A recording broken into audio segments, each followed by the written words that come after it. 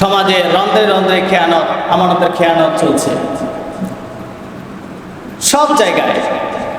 আপনি যেখানে যাবেন সেখানে দেখবেন আমানতের খেয়ানত হচ্ছে।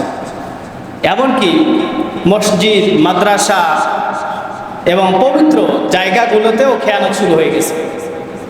তার সাথে সাথেই আরো যে কতভাবে এই আমানতের খেয়ানত করা হয় আমাদের ধারণা করাটা মুশকিল।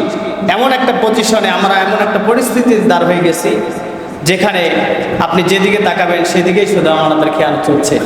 এই খেয়ানতকে যদি আমরা বন্ধ করতে চাই, আমানতকে যদি আমরা রক্ষা করতে চাই, আমাদের আমানতের বিষয়গুলো আমাদেরকে আগে জানা দরকার। কোন কোন বিষয়ে আমানতের খেয়ানত হয়, এবার কিভাবে হয়, এটা যদি আমরা বিস্তারিত জানতে পারি, আশা করা যায় আমরা খেয়ানত থেকে যতটুকু আল্লাহ পাক আমাদেরকে সেভ করবেন, বাঁচাবেন, হেফাজত রাখবেন, আশা করা যায় আমরা বিরত থাকতে পারবো ইনশাআল্লাহ, যদি আল্লাহ পাক সাহায্য করেন। এবং এই আমানতের খেয়ানতকারী যে সর্বশেষ ঠিকানা হয় জাহান্নামের সর্বনিম্ন স্তরে। ইন্নাল মুনাফিকিনা ফিদ দারকিল আসফালি মিনান নার। জাহান্নামের সর্বনিম্ন স্থানে হয় মুনাফিকদের ঠিকানা। আমরা এটা সম্পর্কে আছে আলোচনা শুনবো ইনশাআল্লাহ। তাহলে দেখেন, আমরা ধারণা করতে পারি না আমানতের খেয়ানত এতভাবে হয়। সেটা কেমন?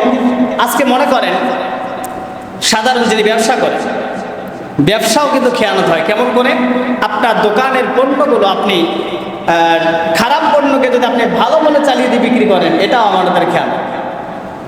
শুধু এখানেই শেষ নয়, এরপরে স্ত্রীর সম্মান সম্ভ্রম হেফাজত রাখা এবং তার ইজ্জত, তার স্বামীর জন্য হেফাজত রাখা, এটাও একটা আমানত। এটাও যদি কেউ খেয়ানত করে, নষ্ট করে, তাহলে সে খেয়ানত করবে।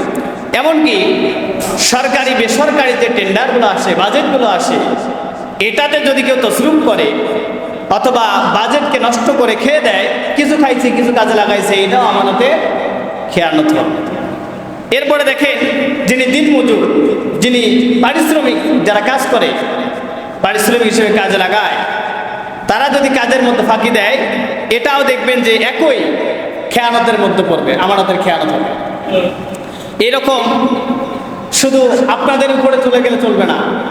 বিশেষ করে এই যে মনে করেন মাহফিলের সিজন আসতে চলছে, এই সময়ে বক্তাও যদি প্রোগ্রামের ডেট কনফার্ম করার পরে, মাহফিলের ডেট নেওয়ার পরে, কনফার্ম করার পরে ওই জায়গায় তিনি সুস্থ আছেন, তার আসার সম্ভাবনা সম্ভব, সেই জায়গায় তিনি যদি না আসেন, সেটাও আমানতের খেয়ানত হবে।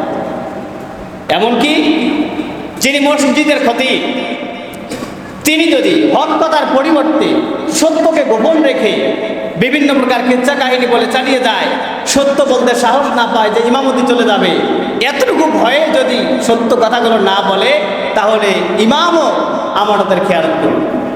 আর এই খেয়ানত করার কারণে আখিরাতে তারা ক্ষতিগ্রস্ত হবে। মুনাফিকের কাতারে শুধু উঠবেই না, এতটুকু নয়, বিশ্বনবী বলেন যে যারা সত্যকে গোপন রাখে, যারা সত্যকে গোপন রাখে, এরা হলো বোবা শয়তান।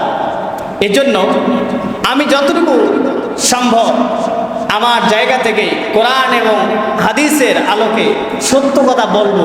এতে আমার ইমামতি থাক আর যা, আমার এটা দেখার সময় নাই। রিজিকের মালিক আল্লাহ। এখন আপনাদের সামনে যদি সত্যগুলো গোপন রেখে চলে যায় আপনাদেরকে খুশি করার জন্য, আপনারা না হলে বাহবা দিলেন, মাশাআল্লাহ মারহাবা বললেন যে আমাদের হুজুর অনেক ভালো আলোচনা করে, কিন্তু আখিরাতে যে ধরা রাখাবো, এখান থেকে বাঁচাবে কি? এজন্য কমপক্ষে আল্লাহর দরবার থেকে, আসামির কাঠগড়া থেকে বাঁচার জন্য আমাকে সত্য বলতেই হবে। এতে ইমামতি থাক আর যা।